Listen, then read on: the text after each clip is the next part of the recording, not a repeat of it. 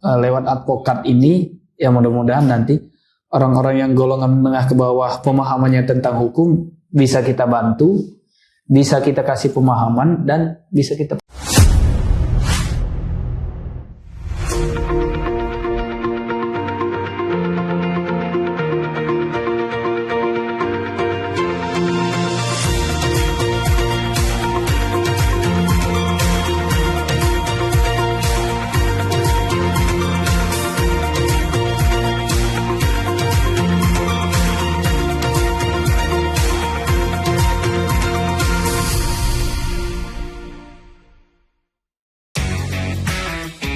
Baik lagi bersama kami di Indonesia Berdaya, di mana menyajikan obrolan inspiratif yang akan memberikan insight baru, memberikan motivasi kepada teman-teman semuanya yang ada di Indonesia. Dan pada kesempatan kali ini kita sudah kedatangan salah satu narasumber, salah satu sosok pemuda juga. Beliau merupakan salah satu advokat muda, yaitu adalah Bang Fedy Astriawan SH. Bagaimana Bang kabarnya? Alhamdulillah kabar baik nih. Sehat.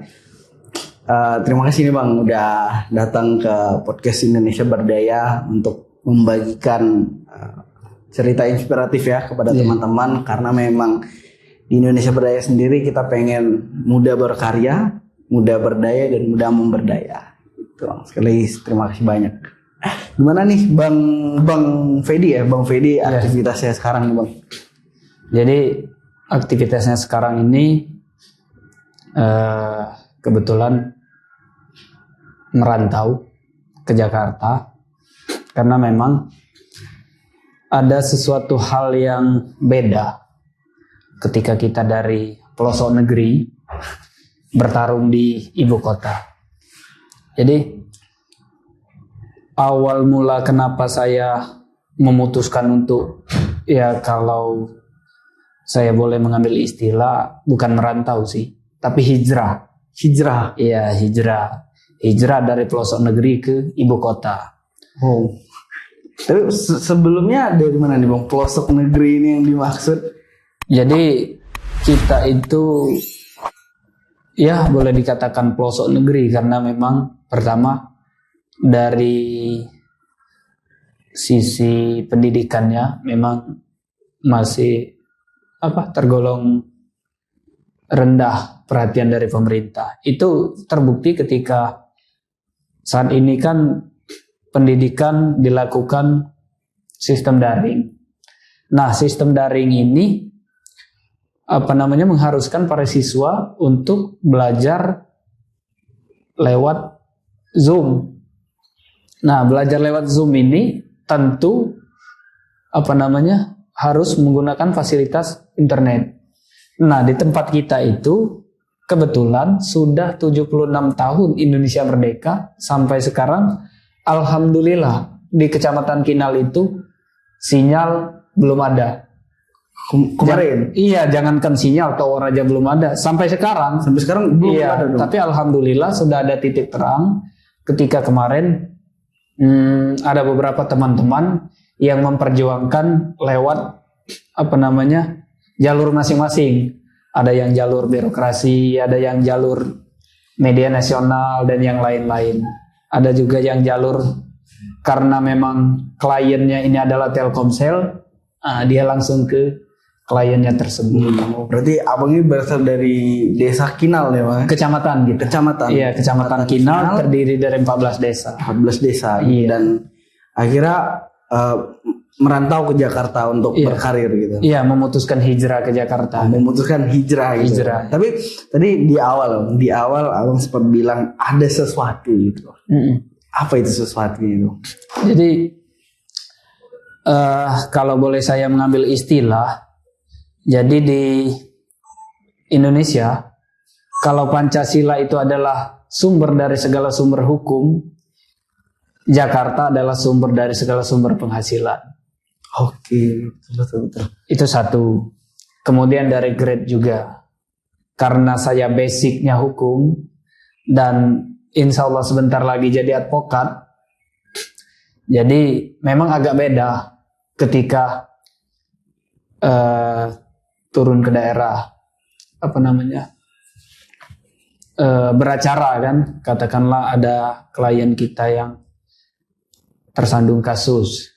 Nah, kalau pengacara dari ibu kota atau dari Jakarta memang agak beda. Kalau dari Jakarta turun ke daerah gitu. beda. Nah, kalau dari daerah ke Jakarta agak susah. Apapun itu, politisi, pengacara, dan yang lain-lain. Kalau itu dari ibu kota, cepat terkenal dan sudah dianggap melebihi. Jadi image itu ya memang harus kita pertahankan. Nah itu maksudnya abang dari desa ya, dari kecamatan ya, Iya. kecamatan Kinal, merantau ke Jakarta gitu kan untuk berkarir di bidang advokat gitu. Nah maksudnya mungkin buat teman-teman juga gitu kan, kenapa memilih advokat gitu? Jadi kalau di hukum itu kan ada banyak bidang-bidang yang bisa digeluti oleh seorang sarjana hukum. Ada di bidang pemerintahan, ada di bidang advokat, ada notaris dan lain-lain. Nah, kenapa saya kemudian memutuskan untuk menjadi seorang advokat? Karena memang saya berpikiran bahwa yang bisa membantu orang-orang yang boleh dikatakan pemahamannya tentang hukum itu golongan menengah ke bawah, ini harus kita bantu. Nah, membantunya ini lewat seorang advokat. Karena memang banyak sekali permasalahan-permasalahan di Republik ini yang kemudian banyak orang mengistilahkannya itu, kok kenapa hukum di Indonesia ini tajam ke bawah, tumpul ke atas? Ya, saya pikir lewat advokat ini, ya mudah-mudahan nanti orang-orang yang golongan menengah ke bawah pemahamannya tentang hukum bisa kita bantu, bisa kita kasih pemahaman, dan bisa kita perjuangkan. karena memang kalau selama ini banyak juga ya kasus perihal bantuan hukum bagi teman-teman yang menengah ke bawah itu masih kurang juga gitu dengan. Iya, jadi istilahnya itu kalau seorang advokat itu, jadi dia ada tarif-tarif tertentu. Nah, kalau nanti sekiranya boleh dikatakan jadi advokat kondang atau advokat apa kan di Jakarta, jadi saya berkeinginan bahwa orang-orang golongan menengah ke bawah ini ya bila perlu nanti dikasih gratis. Ya baik konsultasi maupun pendampingan di persidangan. Contoh kan, kenapa kemudian banyak orang yang nangis ketika melihat kasus orang mencuri ubi kayu untuk bertahan hidup itu divonis 1 tahun atau bahkan lebih. Iya betul. Itu beritanya sempat viral itu, iya, sempat naik viral ke media nasional juga bahkan kan. Iya. Jadi terkadang memang kok hukum di Indonesia ini seperti ini ya. Korupsi dan kasus-kasus besar bisa berkeliaran. Sementara orang yang untuk makan besok susah, kemudian dia mencuri tadi untuk bertahan hidup, ini malah hukumannya lebih berat. Dan di situ sebenarnya peran advokat untuk membantu gitu dong. Iya, jadi sebenarnya keliru ketika memang mengatakan bahwa advokat itu bisa membebaskan, bisa istilahnya menjanjikan kepada klien atau menjanjikan kepada sang tersangka atau terdakwa untuk bebas atau segala macam. Itu menurut saya anggapan yang keliru. Karena seyogyanya tugas advokat itu adalah memastikan bahwa hak-hak klien, hak-hak tersangka atau terdakwa ini tidak dihilangkan. Betul. Kalau ternyata ada advokat yang menjanjikan bahwa saya bisa membebaskan, saya bisa meringankan, saya bisa ini, menurut saya itu pernyataan yang keliru. Karena tadi tugas seorang advokat itu adalah memastikan hak-hak tersangka. Contoh, ketika dalam proses persidangan itu kan ada mekanisme dan tata cara. Ya, betul. Nah, ada salah satu mekanisme dan tata cara ini dihilangkan oleh oknum tertentu. Nah, jadi inilah yang kemudian bisa, menurut saya sih, bisa dilakukan oleh seorang advokat. Jadi memastikan hak-haknya itu di situ. Karena ada hak-hak tersangka dan terdakwa di dalam proses persidangan ini. Wah, berarti memang jatuhnya membantu orang gitu ya, membantu orang, terutama teman-teman yang menengah ke bawah, itu adalah tugas seorang advokat. Gitu. Tugas kita bersama, terutama tugas advokat. Ya.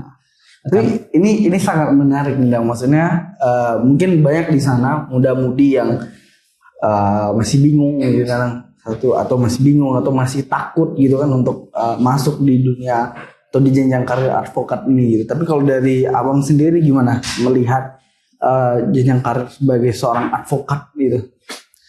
Jadi advokat itu sebenarnya kalau dari segi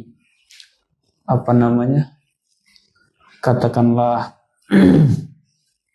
penghasilan atau katakanlah jenjang karir. Jadi advokat ini boleh dikatakan sebagai bisnis jasa. Sama seperti rental, sama seperti production house, sama seperti yang lain. Artinya kalau dari segi penghasilan, advokat itu tak terhingga dengan tak terduga. Kenapa saya bilang tak terhingga dan tak terduga? Karena tadi bisa jadi di satu sisi orang yang kita dampingi atau klien kita ini kita kasih gratis. Bisa jadi klien yang kita dampingi ini kita pasang tarif tinggi.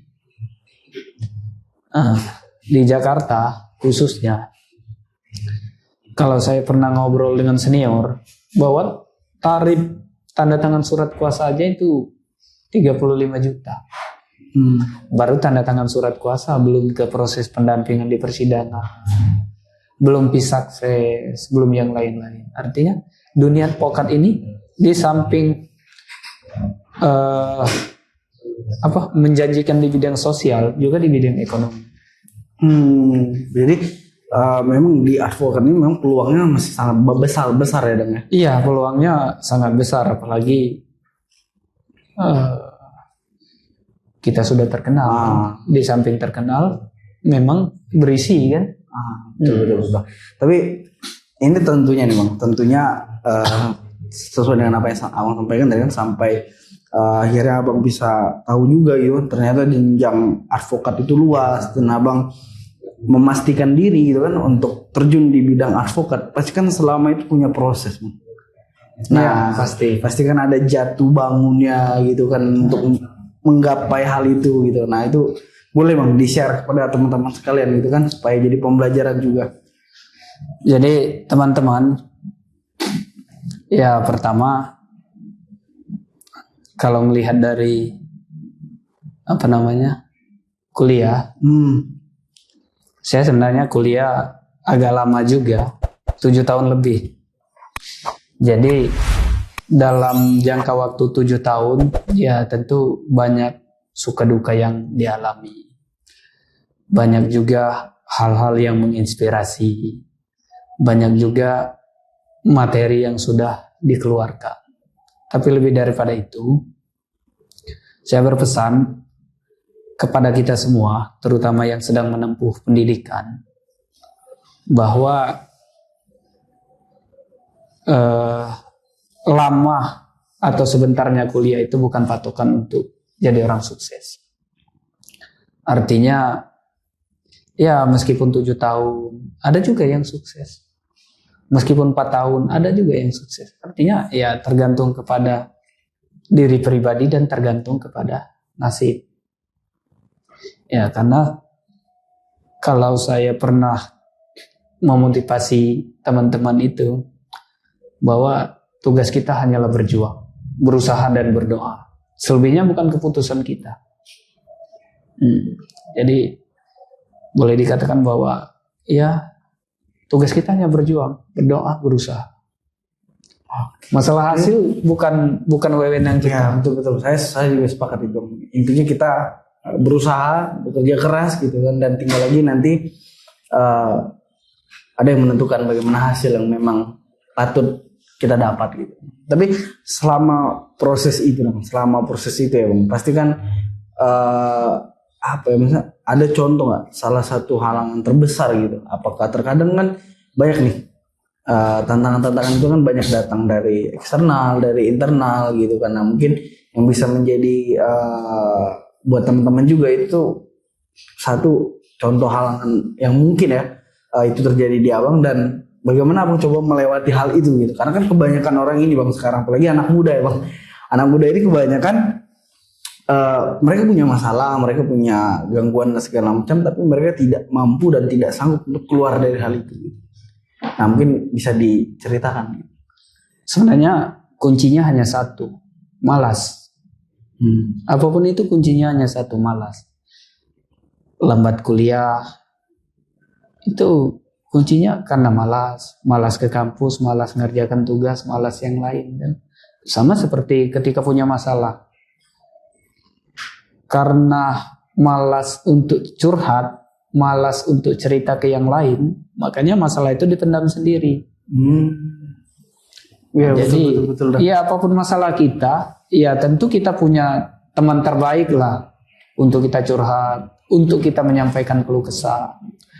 Contoh, Abang kan kalau mau pendidikan advokat, mau ujian advokat, mau sumpah advokat, kalau mau dipendam sendiri tentu akan susah.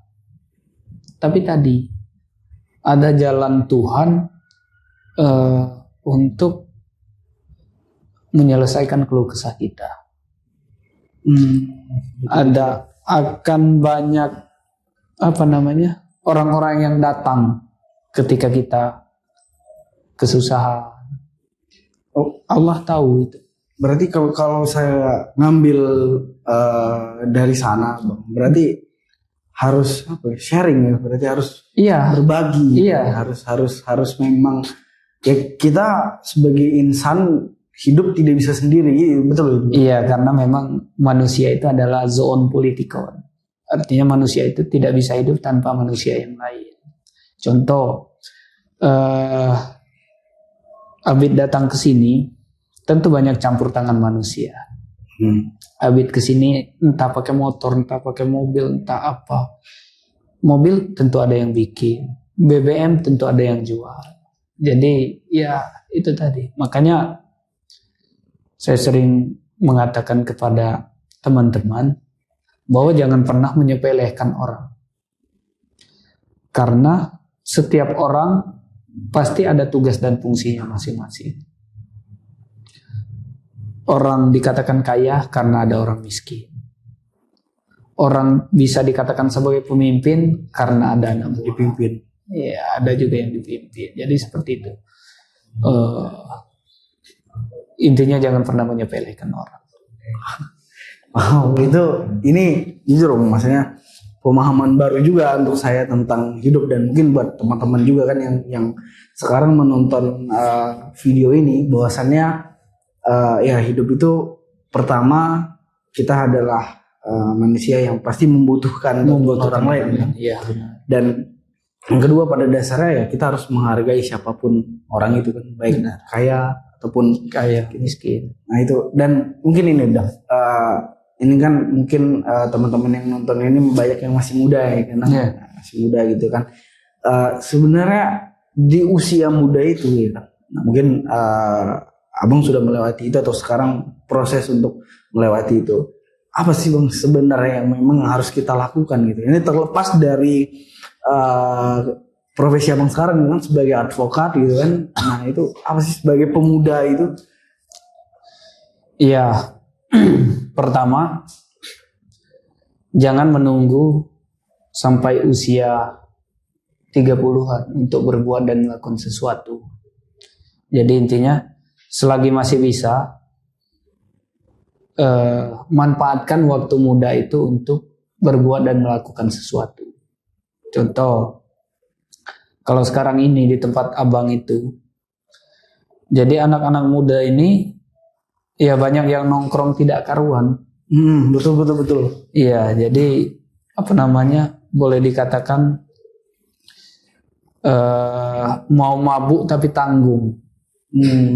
Contoh, anak-anak muda banyak yang kemudian mengkonsumsi komik secara berlebihan, Iya betul. iPhone dan lain-lain. Nah, hal-hal seperti ini sebenarnya bisa kita berikan pemahaman, bisa kita hentikan, tapi tadi seluruhnya harus berkolaborasi. Baik Indonesia Berdaya, baik itu orang tua, baik itu guru, pemerintah daerah dan lain-lain. Karena ya sangat miris seyogyanya generasi muda itu adalah harapan bangsa. Ternyata masa muda mereka banyak dihabiskan untuk hal-hal seperti itu, tawuran. Betul. Dan kayaknya sekarang juga masih viral ya Bang tentang tawuran dan sebagainya macamnya itu. Jadi berarti pada dasarnya memang manfaatkanlah waktu muda gitu deh, manfaatkan waktu muda untuk berkarya gitu. Iya, manfaatkan waktu muda untuk berkarya. Ya apapun itu, selagi dia positif dan halal, laksanakan, lakukan. Dan jangan menunggu untuk di usia 30-an. Iya, jangan menunggu. Kayak abang ini kan sebenarnya udah, ya boleh dikatakan menyesal lah. Karena udah umur 30-an kan. Ya tapi tadi, jadi abang punya filosofi, lebih baik datang terlambat daripada tidak sama sekali. Iya. Semangat saya itu lebih baik datang terlambat daripada tidak sama sekali. Iya, lebih baik datang terlambat daripada tidak sama sekali. Karena ya kalau kita datang terlambat otomatis kita hadir kan. Nah, kalau kita tidak hadir ya nggak ada di lokasi atau nggak bisa berbuat sesuatu kan. Ya betul Nang. Ya itu mungkin teman-teman ya kan tadi sangat banyak pemahaman ya kan, motivasi buat teman-teman juga pada dasarnya di bidang advokat ya kan, bahkan sebagai pemuda juga apa yang memang harus gitu. Tapi sejauh ini adakah masih mungkin harapan gitu kan, atau yang ingin disampaikan dalam atau ingin digapai kan dalam 1 tahun ke depan gitu kan, cita-cita yang masih memang pengen diharapkan gitu.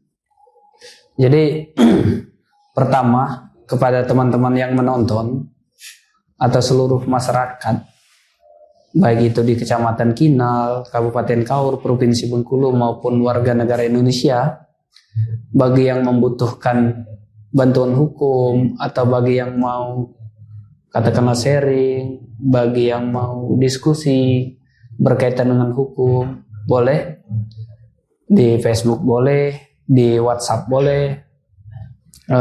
Insya Allah kita akan tanggapi apapun pertanyaan itu. Berarti itu harapan ya ke depan, ya, cita-cita yang pengen disampaikan. Itu satu. Kemudian ya karena memang untuk memperbaiki sebuah sistem itu kita harus masuk ke sistem tersebut. Ya kalau abang sih punya cita-cita minimal jadi kepala daerah lah. Karena memang ada banyak hal yang bisa diperbuat ketika kita jadi seorang kepala daerah. Ya, itu betul loh. Pengen merubah sistem maka harus masuk ke sistem. Dan itu juga mungkin pesan buat teman-teman anak muda yang hari ini menonton gitu. Ketika pengen merubah diri sendiri, ya harus masuk ke dalam diri mereka sendiri gitu. Jangan sampai diri ini dikendalikan oleh orang lain segala macamnya gitu. Benar. Oke, itu teman-teman yang mungkin obrolan inspiratif kita pada hari ini, dan mungkin terakhir ini pesan buat teman-teman khususnya anak muda dan seluruh masyarakat Indonesia. Bagaimana gitu kita harus mengambil peran kah, atau memang kita bagaimana untuk menjalani satu kehidupan, kedua jenjang karir dan sebagainya. Jadi pesan saya kepada seluruh terutama anak muda yang ada di Sabang sampai Merauke, pertama kita harus mengambil peran dalam rangka menjaga keutuhan NKRI. Kemudian dalam rangka mengisi kemerdekaan. entah kita sebagai pengusaha, entah kita sebagai advokat, entah kita sebagai guru, entah kita sebagai pendakwah. Jadi kita harus ambil peran tersebut dalam rangka yaitu mewujudkan cita-cita para pendiri bangsa. Kemudian pesan saya kepada anak muda, pertama, hormati orang tua. Karena sukses atau tidak kita itu tergantung dengan doa orang tua, apalagi ibu. Kemudian selanjutnya, kalau saya boleh mengutip kata-kata dari bos kita atau Medevantri, bahwa jauhi riba. Artinya ketika riba mendekati kita, sudah agak susah untuk sukses. Kemudian banyak lagi. Nah, tapi terlepas daripada itu, saya punya semboyan juga. Jadi semboyan saya itu, luruskan niat, bulatkan tekad. Luruskan niat, bulatkan tekad. Luruskan niat, bulatkan tekad. Insya Allah niat baik jadi terbaik. Amin. Amin ya rabbal alamin. Barokah hijrah ya. Barokah hijrah. Ya, itu dia teman-teman pesan dari Bang Fedi, bahwasannya muda harus berkarya, muda harus mengambil peran, karena kita sebagai pemuda kita juga harus memiliki suatu karya yang dapat memberdayakan kita semuanya. Itu saja Bang mungkin untuk obrolan inspiratif kita pada hari ini. Terima kasih sudah mampir di Indonesia Berdaya, sudah membagikan cerita inspiratifnya kepada teman-teman sekalian. Dan mungkin sampai jumpa di pertemuan selanjutnya. Terima kasih Bang.